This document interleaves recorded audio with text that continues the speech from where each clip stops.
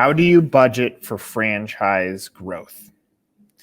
This is a tough one, and it sounds like a cop-out, but it's very specific to the brand or the category that you're in.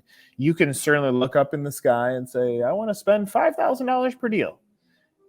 I would like a yacht in Miami and not have to do a lot of work. There are some things that we wish for that are never going to come true. You got to understand that if you take someone that is going to be passionate about buying a business, and you take all the broker networks that are trying to get in front of the candidate, you take all of the advertising that spent millions and millions of dollars to get that candidate into the brand, you're competing against so much.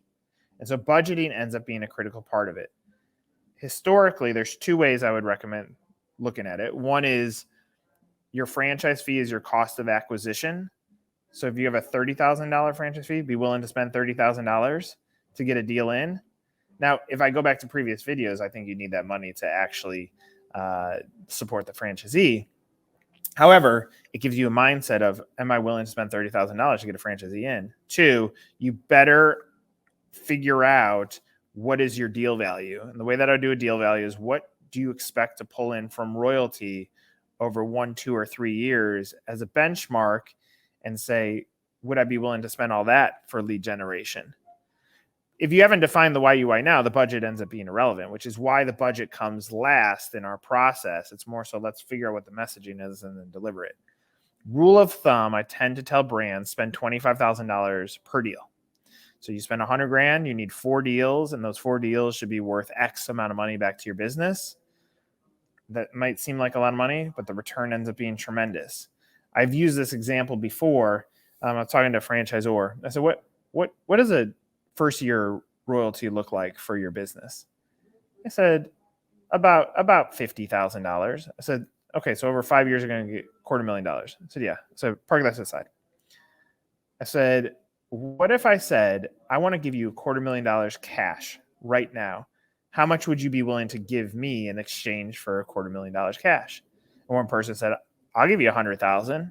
It's okay. Another person said, I'll give you $249,000 right now if you give me $250,000. I said, cool.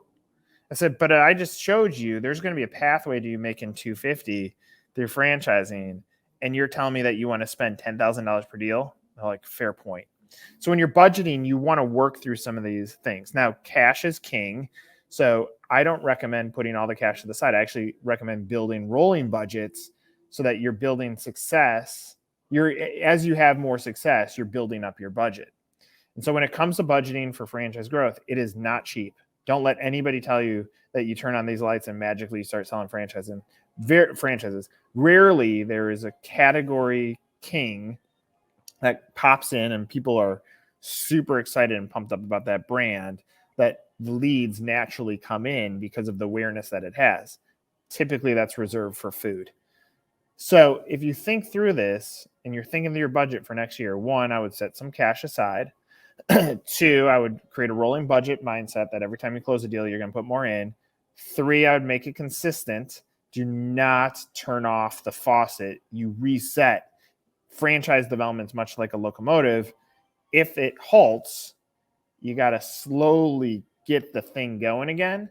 So take those things into consideration when it comes to building your budget for winning at franchising.